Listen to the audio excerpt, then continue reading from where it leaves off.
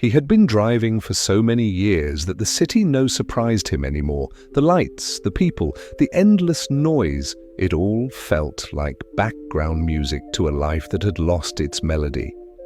His name was Daniel Hayes, but nobody called him that. On the radio, on the taxi register, on the faded sticker stuck to his dashboard, he was just driving the 47. Every night he started his shift at sunset and finished when the sky turned grey. The city moved around him like a living thing, full of stories, faces, and destinations that were never his. He didn't talk much, didn't ask questions. He'd learned that silence paid better than conversation. But sometimes when the roads were empty and the rain blurred the neon lights, he'd whisper to himself, "Where did I go wrong?" Years ago, he had a family, a wife, Clara, and a son, Ethan. He had dreams too once, a small auto shop maybe, a house with a garden. But dreams cost more than fuel, and he was always running low. One night, after losing his job and arguing with Clara about money, Daniel left the house just to clear his head. He never came back. He told himself he'd call, that he'd make it right when things got better. But things never did. Now, 15 years later, the only thing that remained constant was the hum of the engine and the voice of strangers asking, "Can you take me there?" That night started like any other. Cold, quiet, lonely. The kind of night that makes even the city feel tired. He parked under a flickering streetlight, sipping burnt coffee from a paper cup. The dispatch radio crackled. "Pick up at 11th and Monroe, passenger headed north." Daniel sighed. "Copy that." When he pulled up, a woman was standing under the rain. She was around 30, maybe a bit older, wearing a black coat and holding a small suitcase. Her face was pale, her eyes fixed on something far away. She opened the door slowly and sat in the back seat. "Where to?" Daniel asked. She hesitated, then said softly, "Just drive. I'll tell you when to stop." He frowned. "You sure?" She nodded. "Please."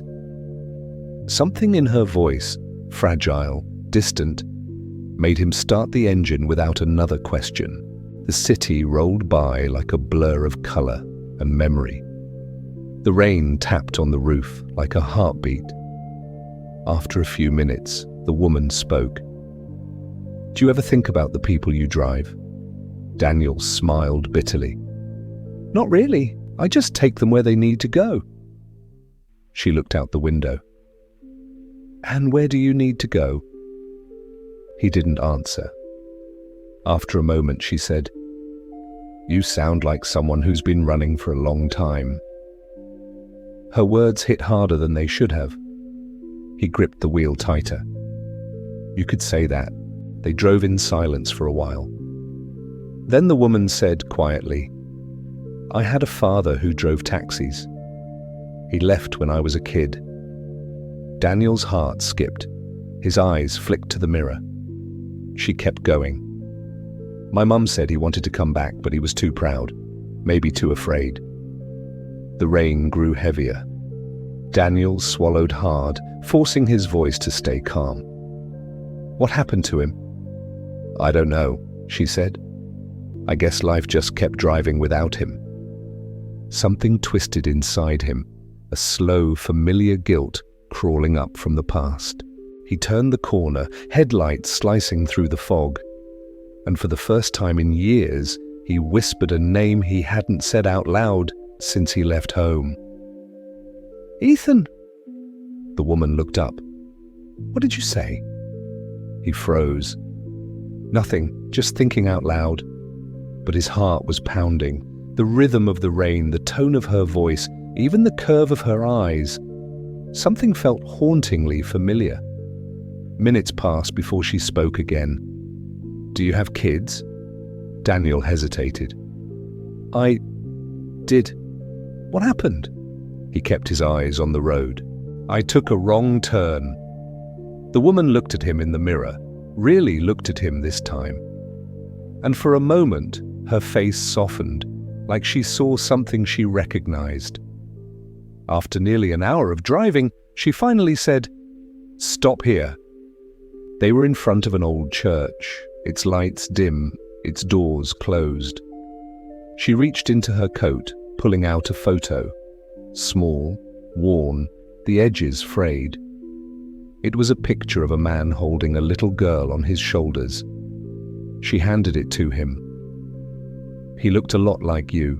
Daniel's hands trembled as he held the photo. The man's smile was his. The girl.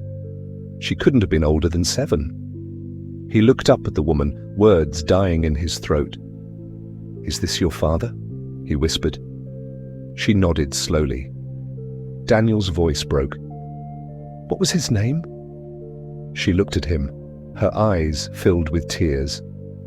"Daniel Hayes." The cab went silent. The rain outside stopped, as if the world itself was holding its breath. Daniel's fingers shook around the photograph. His own face stared back at him from years ago, younger, full of life, holding a little girl he barely remembered. Now that little girl was sitting in the back seat of his cab. He wanted to speak, to explain, to fall to his knees and beg for forgiveness.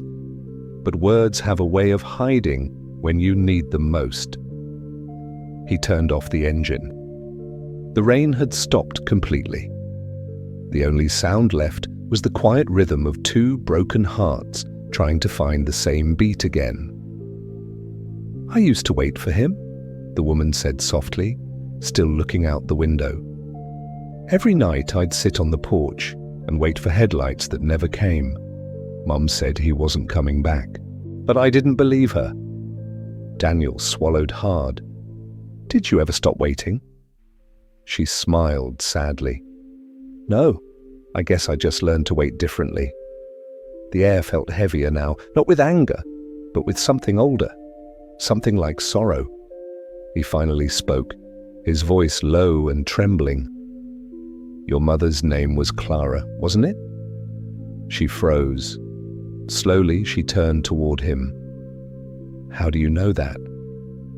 Daniel met her eyes in the mirror, the same eyes that used to look up at him from a crib 15 years ago. He took a deep breath that felt like breaking. "Because I'm him," he whispered.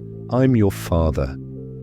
Silence, the kind of silence that hurts more than shouting ever could. The woman's hands tightened around her suitcase. Her breathing quickened, her lips trembled. "No," she said, shaking her head. "No, he's dead. My father is dead." Daniel turned around in his seat, tears already falling. "No, Emily, I'm right here. I never died. I just never came back." She stared at him, not with hate, not even with disbelief, but with something worse. Disappointment. "I used to dream of this moment," she said finally. "But not like this. I thought you'd find me because you missed me, not because of an accident." Daniel nodded slowly. "You're right. You have every reason to hate me." He reached for the photo, his thumb brushing over his younger self. "I was scared. I failed at everything. Being a husband, a father, a man. And when I left, I told myself I was doing you a favor." He laughed bitterly. "Funny, huh? How cowards like to dress up their shame as sacrifice." Emily's tears finally fell. "You could have come back. You could have tried." Daniel lowered his head. "I know, I just didn't know how to face what I broke." They sat in silence for what felt like a lifetime. Finally, she spoke again. "Why tonight?" "Why me?" He smiled through the pain. "Maybe some rides don't come from the radio. Maybe this one came from something higher." Emily looked down at her hands. "So what now? You want forgiveness?" Daniel shook his head slowly. "No. I want you to get to your destination." She frowned. "What do you mean?" He turned the key, and the engine started again. Soft, tired, but steady. "Where were you headed before you got in my cab?" She looked out the window. "The old bridge. I was leaving town." "Then let's go," he said quietly. The road stretched ahead, empty and dark. Neither of them spoke for a long time. The city lights faded behind them, replaced by the soft hum of the river nearby. When they reached the bridge, Daniel parked and turned off the engine.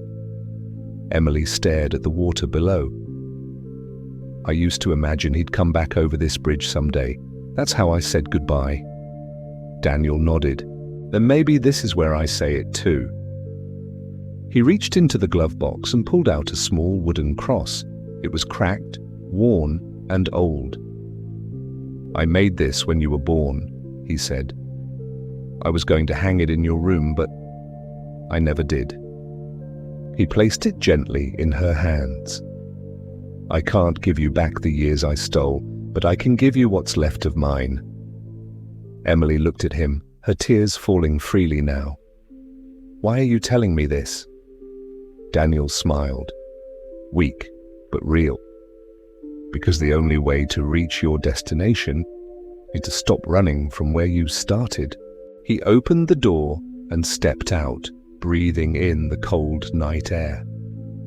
For the first time in decades, he felt light, like the weight of the city, the guilt, the years had finally lifted. Emily followed him out, standing beside him at the edge of the bridge. They watched the river in silence, the water carrying their reflections downstream. Two strangers who shared the same blood, trying to rewrite a story written long ago.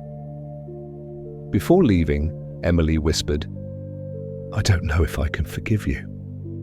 Daniel nodded. "Then don't, not yet. Just don't forget me either."